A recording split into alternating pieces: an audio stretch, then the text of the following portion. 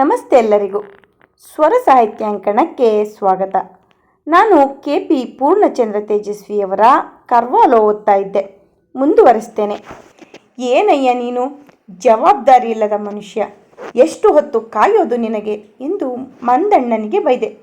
ಇಲ್ಲ ಸಾರ್, ಒಂದು ಪೆಟ್ಟಿಗೆಗೆ ಜೇನುಗಳು ಬಂದು ಹುಚ್ಚಾಪಟ್ಟೆ ಹಲ್ಲೆ ಕಟ್ಟಿದ್ದಾವೆ, ಅವನ್ನ ಈಗಲೇ ಸರಿ ಮಾಡಿ ಕಟ್ಟಬೇಕು, ಇಲ್ದಿದ್ರೆ ಆಮೇಲೆ ಹದ್ದು ಬಸ್ತಿಗೆ ಬರೋದೇ ಇಲ್ಲ ಅವು ಎಂದ. ಆಮೇಲೆ ಅವನ ಗುರು ಕರ್ವಾಲೋ ಸಾಹೇಬರನ್ನು ನೋಡಿ ಚಕಿತನಾಗಿ, ಓ ಸಾಹೇಬರು ಬಂದ್ಬಿಟ್ಟಿದ್ದಾರೆ, ನಾವು ಹೊರಡೋದು ತಡ ಆಗಿತ್ತು, ಒಳ್ಳೆಯದೇ ಆಯಿತು ಎಂದ. ಇರಲಿ ಕುಳಿತುಕೋ ಎಂದೆ. ಅವನು ವಿನಯವನ್ನು ಪ್ರದರ್ಶಿಸಲು ನಿಂತೇ ಇದ್ದ. ಅಷ್ಟರಲ್ಲಿ ಒಳಗಿನಿಂದ ನನ್ನ ಹೆಂಡತಿ ಬಂದಳು. ಕರ್ವಾಲೋರವರನ್ನು ನೋಡಿ ಚಕಿತಳಾಗಿ, ನಮಸ್ಕಾರ ಸರ್ ಎಂದಳು.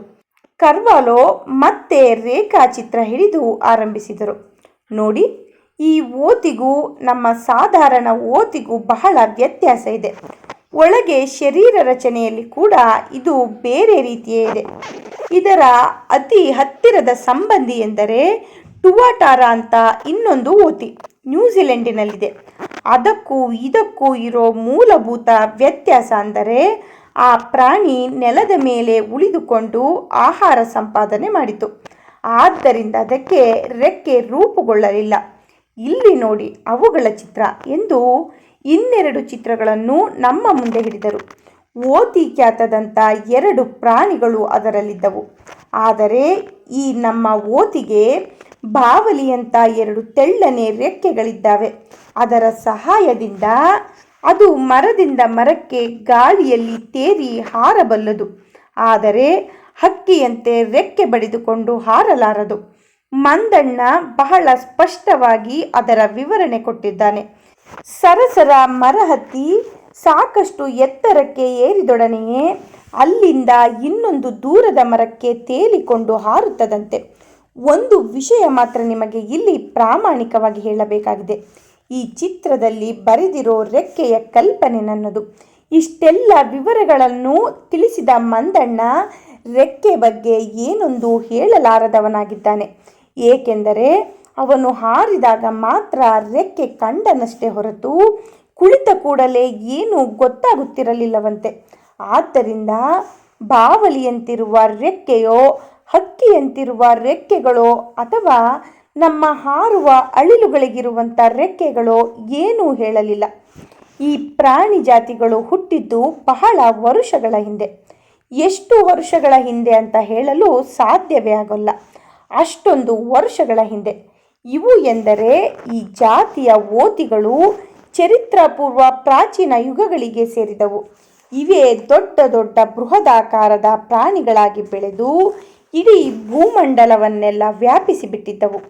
ಆದರೆ ಇವುಗಳ ಮೆದುಳನ್ನು ಮೀರಿ ಇವುಗಳ ಮೈ ಬೆಳೆದು ಬಿಟ್ಟಿತು. ಭೌಗೋಳಿಕ ವ್ಯತ್ಯಾಸಗಳಿಗೆ ಹೊಂದಿಕೊಂಡು ಬದುಕಲು ಇವಕ್ಕೆ ಸಾಧ್ಯ ಆಗಲಿಲ್ಲ. ಯಾವುವೋ ಅಗೋಚರ ಕಾರಣಗಳಿಂದಾಗಿ ಅವೆಲ್ಲ ಸರ್ವನಾಶ ಹೊಂದಿ ನಾಮಾವಶೇಷವಾಗಿ ಹೋದವು. ಆದರೂ 1-2 ಪ್ರಾಣಿಗಳು ಭೂಮಿ ಮೇಲೆ ಹಾಗೂ ಇನ್ನೊಂದೆರಡು ನೀರಿನಲ್ಲಿ ಹೇಗೋ ಹೊಂದಿಕೊಂಡು ಉಳಿದು ಬಿಟ್ಟವು. ಆದ್ದರಿಂದ ಕೋಟಿಗಟ್ಟಲೆ ವರುಷಗಳ ಹಿಂದಿನ ಗುಟ್ಟನ್ನೆಲ್ಲ ಹೊಟ್ಟೆಯೊಳಗೆ ಇಟ್ಟುಕೊಂಡ ಅಪೂರ್ವ ಜೀವಿಗಳಾಗಿವೆ ಇವು. ಇನ್ನು ಈ ಹಾರುವ ಓತಿ ಇದೆಯಲ್ಲ, ಇದು ನಿಶ್ಶೇಷವಾಗಿದೆ ಅಂತ ಇದುವರೆಗೂ ಇರುವ ನಂಬಿಕೆ. ಇದರ ಒಂದು ಮಿಂಚು ನೋಟ ಸಿಕ್ಕರೂ ಸಾಕೆಂದು ಜಗತ್ತಿನಾದ್ಯಂತ ವಿಜ್ಞಾನಿಗಳು ತಮ್ಮ ಕಾಲ, ಜೀವನ, ಹಣ ಎಲ್ಲವನ್ನು ಮುಡುಪಾಗಿಟ್ಟುಕೊಂಡು ಹಂಬಲಿಸಿದ್ದಾರೆ. ಆದರೆ ಸಾಧ್ಯವಾಗಿಲ್ಲ. ನಿರ್ವಂಶವಾಗಿವೆ ಎಂದೇ ಅಧಿಕೃತವಾಗಿ ತೀರ್ಮಾನಿಸಲಾಗಿದೆ. ಹೀಗೆ 1817ರಲ್ಲಿ ಎಂದರೆ ಶತಮಾನಕ್ಕೂ ಹಿಂದೆ ಒಬ್ಬ ಪಾದ್ರಿ ಆಫ್ರಿಕಾದ ಅರಣ್ಯಗಳಲ್ಲಿ ಇವನ್ನು ಕಂಡಿದ್ದನೆಂಬ ದಾಖಲೆ ಇದೆ. ಬ್ರಿಟಿಷ್ ಜಿಯಾಲಜಿಕಲ್ ಮ್ಯೂಸಿಯಂನಲ್ಲಿ ಒಂದು ಜೀರ್ಣವಾಗಿ ಹೋಗಿರುವ ಚರ್ಮವನ್ನು ಇದರದ್ದೆಂದು ಇಟ್ಟಿದ್ದಾರೆ. ನಮ್ಮ ಕೊಹಿನೂರು ವಜ್ರಕ್ಕಿಂತ ಹೆಚ್ಚಾಗಿ ಇದನ್ನು ಜೋಪಾನ ಮಾಡಿದ್ದಾರೆ. ನಾನು ಪ್ರೊಫೆಸರ್ ಜಕೋಸ್ಕಿ ಅಂತ ಒಬ್ಬರು ರುಮೇನಿಯಾದ ಪ್ರೊಫೆಸರು ಸರಕಾರದ ವಿಶೇಷ ಅನುಮತಿ ಪಡೆದು ಅದನ್ನು ಸಂದರ್ಶಿಸಿದ್ದೆವು. ಆಮೇಲಿನಿಂದ ಇದರ ಬಗ್ಗೆ ಯಾರಿಗೂ ಇನ್ನೇನು ದೊರೆತಿಲ್ಲ ಎಂದರು. ನಾವು ಮೊದಮೊದಲು ಯಾವುದೋ ಒಂದು ಸ್ಪೆಸಿಮನ್ ಬಗ್ಗೆ ತಾನೆ ಎಂದು ಸಾಧಾರಣ ಕುತೂಹಲದಿಂದಲೇ ಕೇಳಲಾರಂಭಿಸಿದೆವು. ಆದರೆ ಕರ್ವಾಲೋ ಮುಂದುವರೆದು ವಿವರಿಸುತ್ತಾ ಬಂದಂತೆ ವಾತಾವರಣದಲ್ಲಿ ಕಾವೇರತೊಡಗಿತು. ಉಸಿರೆಳೆಯದೆ ಕೇಳಿಕೊಳ್ಳುತ್ತಾ ಬಂದೆವು. ಮಂದಣ್ಣನ ಬಾಯಿಂದ ಈ ವಿಷಯ ಕೇಳುತ್ತಿದ್ದಂತೆಯೇ ನನಗೆ ರಕ್ತವೆಲ್ಲ ತಣ್ಣಗಾಗತೊಡಗಿತು. ಇಡೀ ಜಗತ್ತೇ ಬೆಚ್ಚಿ ಬೀಳುವಂಥ ಸಮಾಚಾರ ಹೇಳುತ್ತಿದ್ದೇನೆ ಎನ್ನುವುದರ ಅರಿವೇ ಅವನಿಗೆ ಇರಲಿಲ್ಲ. ನಾನು ಅದಕ್ಕೆ ಅವನೂರಿಗೆ ಒಮ್ಮೆ ಹೋಗಿ ಕಣ್ಣಾರೆ ಕಂಡು ಬಿಡೋಣ, ಅನಂತರ ಹೊರ ಪ್ರಪಂಚಕ್ಕೆ ಈ ಸಂಗತಿ ತಿಳಿಸೋಣ ಅಂತ ಹೋಗಿದ್ದೆ. ಆದರೆ ಮಳೆ ದೆಸೆಯಿಂದ ಇದನ್ನು ನೋಡಲಾಗಲಿಲ್ಲ. ಹಾಗಾಗಿ ಇಲ್ಲಿಯವರೆಗೂ ಕಾಯಬೇಕಾಯಿತು. ಈ ಬಗ್ಗೆ ಜಕೋಸ್ಕಿ ಹತ್ತಿರ ಹಾಗೂ ಅಮೇರಿಕಾದ ಹಲವು ಜೀವಶಾಸ್ತ್ರಜ್ಞರ ಹತ್ತಿರ ವಿಚಾರ ವಿನಿಮಯ ಮಾಡಿದೆ. ಆದರೆ ಇದರ ಇರವನ್ನು ತಿಳಿಸಿಲ್ಲ. ವಿನಿಮಯದ ಫಲವಾಗಿ ಇದು ಚರಿತ್ರಪೂರ್ವ ಯುಗದಿಂದ ಬಂದ ಕಾಲದ ರಾಯಭಾರಿ ಎಂಬುದು ಖಚಿತವಾಯಿತು ಎಂದರು. ನನಗೆ ಆಶ್ಚರ್ಯ, ಆನಂದ, ಗಾಬರಿ ಎಲ್ಲ ಆಗತೊಡಗಿತು. ನನ್ನ ಹೆಂಡತಿಯು ಅಲ್ಲೇ ಈ ವಿಷಯ ಕೇಳುತ್ತಾ ಕುಳಿತಿದ್ದಳು. ಅವಳು ವಿಶ್ವವಿದ್ಯಾಲಯದ ಪದವೀಧರೆಯಾದ್ದರಿಂದ ಈ ವಿಷಯ ಹೆಚ್ಚು ಕಮ್ಮಿ ಅರ್ಥವಾಗಿತ್ತು. ಈ ಪ್ರಾಣಿ ಹೆಚ್ಚು ಕಡಿಮೆ ಎಷ್ಟು ಹಿಂದಿನದಿರಬಹುದು ಸರ್ ಎಂದಳು. ಅದನ್ನು ಹೇಳೋಕೆ ಈವರೆಗೆ ಸಾಧ್ಯವಾಗಿಲ್ಲಮ್ಮ ಎಂದು ಕರ್ವಾಲೋ ಮುಂದುವರಿಸಿದರು. ಶಿಲಾಪದರಗಳಲ್ಲಿ ಇದರ ಪಳೆಯುಳಿಕೆಗಳು ಸಿಕ್ಕಿವೆ. ಜ್ವಾಲಾಮುಖಿ ಬೂದಿಯ ಪದರಗಳಲ್ಲಿ ಇದರ ಅಚ್ಚುಗಳು ಬಿದ್ದಿವೆ. ಆದರೆ ಕಾಲವನ್ನು ಪತ್ತೆ ಹಚ್ಚುವ ಮನುಷ್ಯನ ಎಲ್ಲ ವಿಧಾನ ಉಪಕರಣಗಳು ಸೋತು ಹೋಗಿವೆ. ರೇಡಿಯೋ ಕಾರ್ಬನ್ ಡೇಟಿಂಗ್ ಅಂತ, ಪೊಟ್ಯಾಷಿಯಂ ಆರ್ಗನ್ ಡೇಟಿಂಗ್ ಅಂತ ಹೊಸ ಹೊಸ ಕಾಲಮಾಪನ ವಿಧಾನಗಳನ್ನು ಕಂಡುಹಿಡಿದರು. ಆದರೆ ಅವು ಯಾವುದರಿಂದಲೂ ಸಾಧ್ಯವಾಗಿಲ್ಲ. ಜಕೋಸ್ಕಿ ಈಚೆಗೆ ಬರೆದ ಕಾಗದದಲ್ಲಿ ಸ್ಥೂಲವಾಗಿ ಒಂದು ಕಾಲದ ಪರಿಮಾಣ ಹೇಳಿದ್ದಾರೆ. ಆ ಸಂಖ್ಯೆಗೆ ಏನೆಂದು ಕರೀತೀರೋ ಕರೀರಿ. ಅವರು 3ರ ಮುಂದೆ 7 ಸೊನ್ನೆಗಳನ್ನು ಹಾಕಿದ್ದಾರೆ. ಇದು ಸ್ಥೂಲವಾಗಿ ಆ ಪ್ರಾಣಿ ಇದಕ್ಕಿಂತಲೂ ಹಿಂದಿನದಿರಬಹುದು ಎಂದರು. ಈ ಸಂಖ್ಯೆಗಳು, ಇದರ ಪುರಾತನ ಚರಿತ್ರೆ, ಇದರ ಪ್ರಾಮುಖ್ಯ ಇದನ್ನೆಲ್ಲ ಕೇಳುತ್ತಾ ನಮಗೆ ಮಂಕು ಹಿಡಿದಂತಾಗಿತ್ತು. ಛೇ, ಆಗ ನೀವು ನಾರ್ವೆಗೆ ಹೋಗಿದ್ದಿರಲ್ಲ ಸರ್. ನನಗೊಂದು ಮಾತು ತಿಳಿಸಿದ್ದರೆ ನಾನು ಬರ್ತಿದ್ನಲ್ಲ ಸರ್. ಅದ್ಯಾವ ಗೊಂಡಾರಣ್ಯದಲ್ಲಿದ್ದರೂ ಬಿಡದೆ ಅದನ್ನು ಪತ್ತೆ ಮಾಡಿಬಿಡಬಹುದಿತ್ತು ಎಂದೆ. ನಾನು ಬೇಕೆಂದೇ ಇದನ್ನು ಈವರೆಗೂ ಯಾರಿಗೂ ತಿಳಿಸಿಲ್ಲ. ಮೊದಲನೆಯದಾಗಿ ನನಗೆ ಜಕೋಸ್ಕಿಯಿಂದ ಸರಿಯಾದ ಕನ್ಫರ್ಮೇಷನ್ನಿಗೆ ಕಾಯ್ತಿದ್ದೆ. ಏಕೆಂದರೆ ಇದು ಇಡೀ ಪ್ರಪಂಚಕ್ಕೆ ದಿಗ್ಭ್ರಮೆ ಇಡಿಸುವ ಸುದ್ದಿಯಾಗುತ್ತದೆ. ಯಾವ ವೈಜ್ಞಾನಿಕ ಸಿದ್ಧಾಂತಗಳು ಇದರಿಂದ ತಲೆ ಕೆಳಗಾಗುತ್ತವೆಯೋ, ಇನ್ನು ಯಾವ ಕೋಲಾಹಲ ಕಾದಿದೆಯೋ ಹೇಳಬಲ್ಲವರಾರು? ಎರಡನೆಯದು, ಇನ್ನು ಯಾವ ದೇಶ ವಿದೇಶಗಳು, ಏಜೆಂಟರುಗಳು, ಗುಪ್ತಚಾರರು ಇದರಿಂದ ಕಾರ್ಯ ಪ್ರವೃತ್ತರಾಗುತ್ತಾರೋ ಎಂಬ ಭಯ.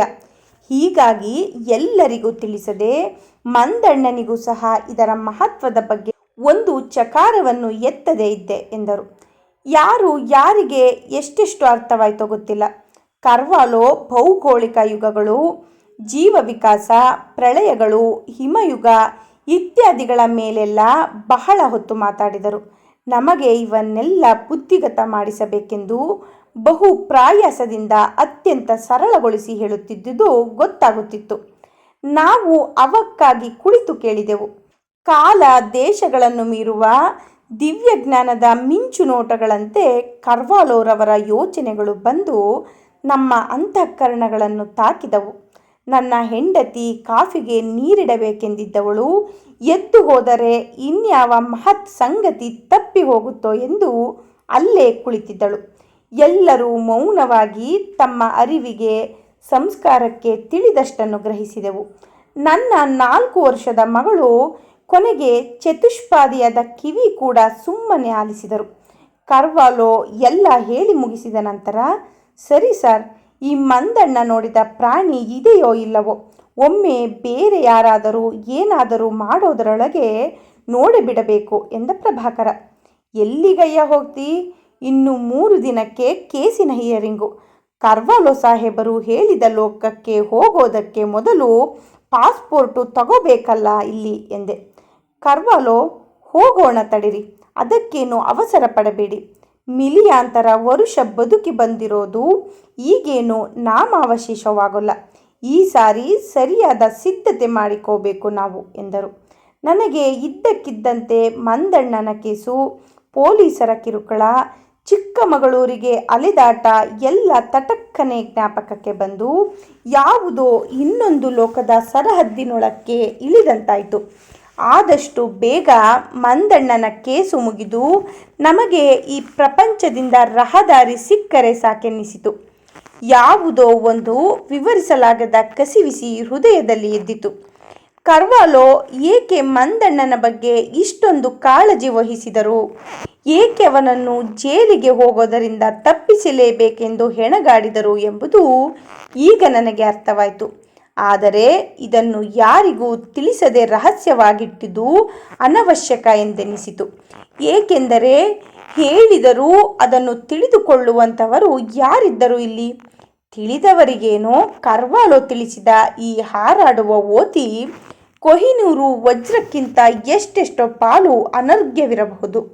ಆದರೆ ಮಿಕ್ಕವರಿಗೆ ಇದೊಂದು ಹುಚ್ಚಿನ ಮುನ್ಸೂಚನೆಯಾಗಿ ಮಾತ್ರ ಕಾಣುತ್ತದೆ. 3ರ ಮುಂದೆ 7 0 ಹಾಕಿ ಅಷ್ಟು ಹಿಂದಿನ ಪ್ರಾಣಿಯೊಂದನ್ನು ಹುಡುಕಲಿಕ್ಕಾಗಿ ನಾವು ಹೆಣಗುತ್ತಿದ್ದೇವೆ ಎಂದು ಪೊಲೀಸರಿಗೆ ತಿಳಿಸಿದರೆ ಪಾಪ ಎಂದು ನಮ್ಮ ಬಗ್ಗೆ ಕನಿಕರ ಸೂಚಿಸಿಯಾರು ಮಾತ್ರ. ಅಷ್ಟರಲ್ಲಿ ಕರ್ವಾಲೋ, ನಿಮಗೆ ಇನ್ನೊಂದು ಒಳ್ಳೆ ಸಂಗತಿ ತಿಳಿಸುವುದಿದೆಯಪ್ಪ ಎಂದು ಅನೇಕ ಕಾಗದ ಪತ್ರಗಳನ್ನು ನಮ್ಮೆದುರು ಇಟ್ಟೆವು. ನೋಡಿ, ನನ್ನ ಪತ್ರ ವಿನಿಮಯದಿಂದಲೇ ಈ ಬಗ್ಗೆ ಏನೋ ಸುಳಿವು ತಿಳಿದುಕೊಂಡು ಕೆಲವು ಜಾಗತಿಕ ಸಂಸ್ಥೆಗಳು ಧನ ಸಹಾಯ ಮಂಜೂರು ಮಾಡಲು ಮುಂದಾಗಿವೆ. ಸ್ಮಿತ್ ಸೋನಿಯನ್ ಸಂಸ್ಥೆ, geographical society, British geological institute ಇವೆಲ್ಲ ಕ್ರಮವಾಗಿ 3,000, 2,000, 1,000 ಸ್ಟರ್ಲಿಂಗ್ ಪೌಂಡುಗಳಷ್ಟು ಹಣ ಕೊಡಲು ಮುಂದಾಗಿವೆ. ಸದ್ಯಕ್ಕೆ ನಾನು ಇದರ ಬಗ್ಗೆ ಏನೂ ನಿರ್ಧಾರ ತಗೊಂಡಿಲ್ಲ. ಹೇಗಿದೆ ಎಂದರು. ಓಹೋಹೋ, ಸುಮಾರು ಹಣವಾಯ್ತಲ್ಲ ಸರ್ ಎಂದೆ ನಾನು. ಬೇರಾರಿಗೂ ಪೌಂಡುಗಳೆಂದರೆ ದುಡ್ಡು ಎಂದು ಗೊತ್ತಾಗಲಿಲ್ಲ. ಪ್ರಭಾಕರ, ಎಷ್ಟು ಗೊತ್ತಾ? ನಮ್ಮ ವಿನಿಮಯ ಲೆಕ್ಕದಲ್ಲಿ 1,20,000 ರೂಪಾಯಿ ಕಣೋ ಎಂದೆ. ಏನು ಎಂದು ಮಂದಣ್ಣ ಕುಳಿತಲ್ಲಿಂದಲೇ ಕುಮುಟಿ ಬಿದ್ದ. ಅವನಿಗೆ ನಮ್ಮ ಕೆಲಸದ ಗುರುತ್ವ ಈಗ ತಲೆಗೆ ಹೋಯ್ತೆಂದು ಕಾಣುತ್ತದೆ. ಹೌದೋ, ಸರಿಗೆ ಲೆಕ್ಕ ಹಾಕಿಯಪ್ಪ, ಸುಮ್ಮನೆ ಕನ್ನಡಿಗಂಟು ತೋರಿಸಬೇಡಿ ಎಂದ ಪ್ರಭಾಕರ. ಚೇಚೆ, ಎಷ್ಟೊಂದು ಹಣ ಎಂದು ಮೂಗಿನ ಮೇಲೆ ಬೆರಳಿಟ್ಟುಕೊಂಡಳು ಹೆಂಡತಿ. ಕಿವಿ ಮಾತ್ರ ಏನು ಅರ್ಥವಾಗದೆ ಒಂದು ಸಾರಿ ಆಕಳಿಸಿ ಸುರುಳಿ ಸುತ್ತಿಕೊಂಡು ಮಲಗಿ ಕಣ್ಣು ಮುಚ್ಚಿಕೊಂಡು ನಿದ್ದೆ ಬಂದಂತೆ ನಟಿಸುತ್ತಾ ನಿಟ್ಟುಸಿರು ಬಿಟ್ಟಿತು.